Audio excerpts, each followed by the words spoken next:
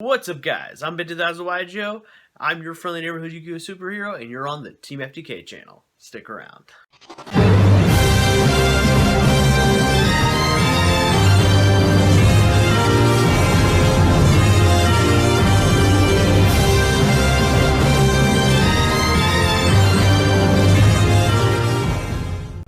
Alright, guys. So, this video is going to be an interesting little list video. I know I haven't posted here in a while. I've been kind of busy with my my ongoing series, The Structure Deck Wars, on my channel. If you're interested in that, you want to know what the best structure deck of all time is in Yu-Gi-Oh! Well, guess what? That series is the show for you if you're curious.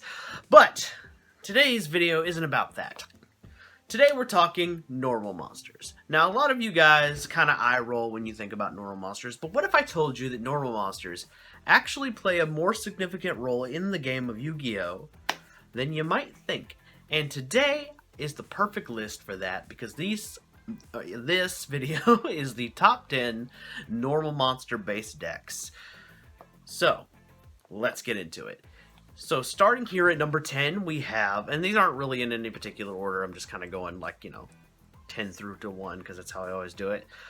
We have the main protagonist decks from the original Yu-Gi-Oh! Series. This is Blue Eyes White Dragon, Dark Magician, and Red Eyes. Yes, all three of these archetypes have a whole list of cards that support them, but the deck wouldn't work without them. You can't build a Blue Eyes deck without Blue Eyes White Dragon.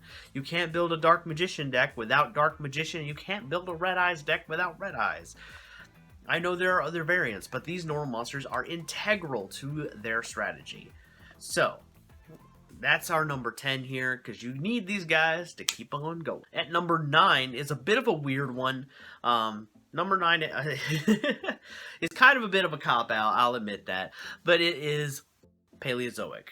Now, I know, hold your pitchforks, guys. I know that you guys are like, that's a trap deck. True. But when you activate another trap, they come out as monsters. Well, they also come out as normal monsters. So they're kind of count for the list, because this list is about normal monsters being effective on the game, having an impact on the game, and it doesn't really matter how those normal monsters are there. Alright, so the next one is also kind of a bit of a cop-out, because you don't actually normal summon these normal monsters. But that's Exodia. You can't have an Exodia deck without the Exodia pieces, and 4 out of 5 are normal monsters. So you definitely need that. I mean, you need them to power no matter what your variant is, whether you're trying to stall, draw the cards, or you're trying to, hyper speed through your deck to draw the pieces and win automatically, or maybe you want to focus on the other Exodia deck, the one that's like, with the boss monster that's unaffected, whose exact name escapes me at the moment. Another one might be a little interesting for you, since we're talking about, gods of Yu-Gi-Oh! Kind of thing. Let's talk about an archetype that's named after a crap ton of Egyptian gods, and that is the Heretics. The Heretics. They need normal dragons, and they even have two in their own archetype. Mostly one, the other one's a Gemini, but Geminis kind of count. So, essentially, the Heretics need normal dragons. You can't make a decent Heretic deck if you don't have a normal dragon at all to use. At number 6, we have Qliphorts.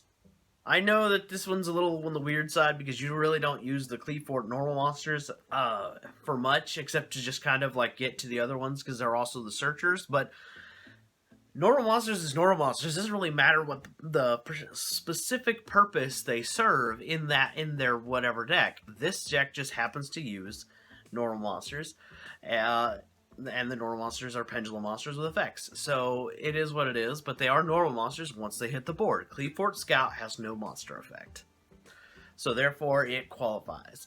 As well as for number 5 on this list is kind of the counterpart to that one, and that is Metal Foes. Metal Foes they actually do summon their normal monsters, and their normal monsters also double as spells that are searchers and destroyers. You see them teched in and all sorts of craziness, and thanks to this particular archetype, Pendulums have probably the best Link monster they could ever ask for.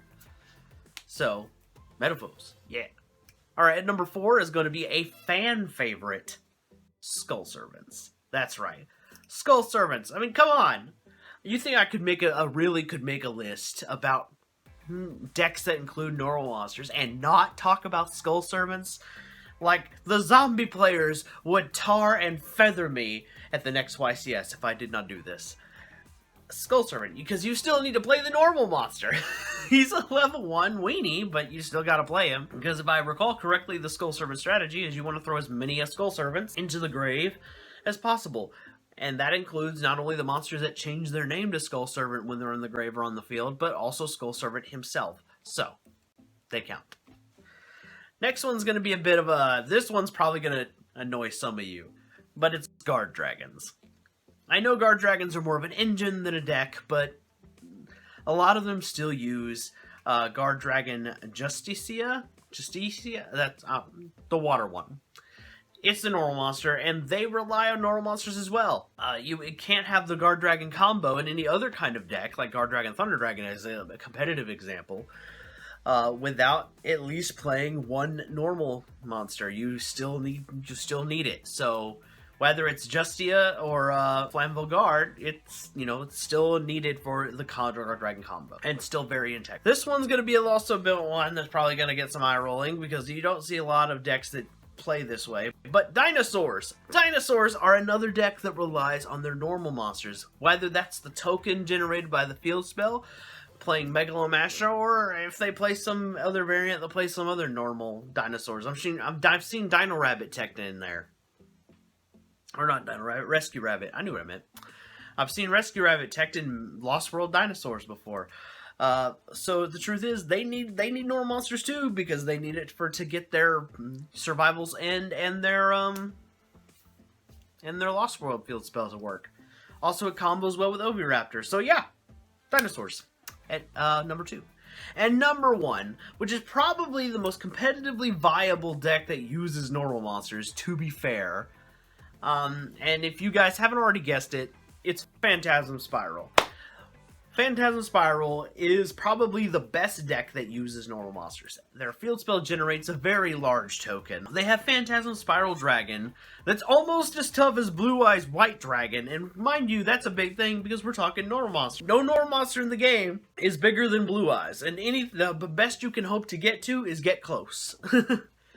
And Phantasm Spiral Dragon is legitimately... he's a big friggin' dragon, and the deck has multiple ways to get to him. Never have to normal summon him, you just special summon him off one of the equip spells. I mean, not to mention, the deck comes with its own crazy hand traps. Oh, don't mind me, I'm just gonna blow up your card. Oh, I have impermanence before impermanence was even a thing. So, yeah. This is definitely the deck that is probably the king among normal monsters right now. And the reason I say that is because Konami changes these things on a dime.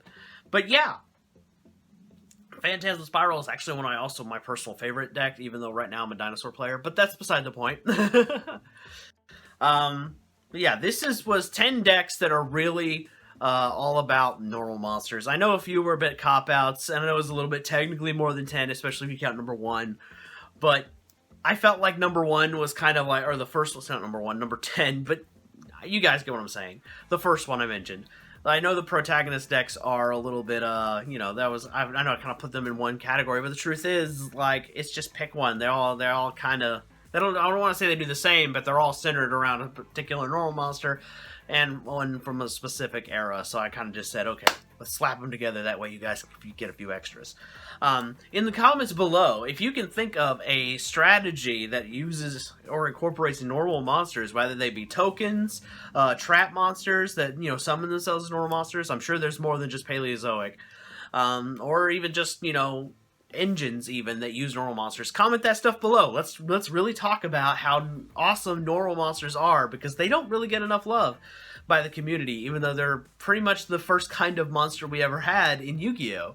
So make sure you do that. If you enjoyed this top 10, make sure you give me one of these. And I'm Ben 10,000YGO. Come check out my channel, and I'll see you in the next one. Peace.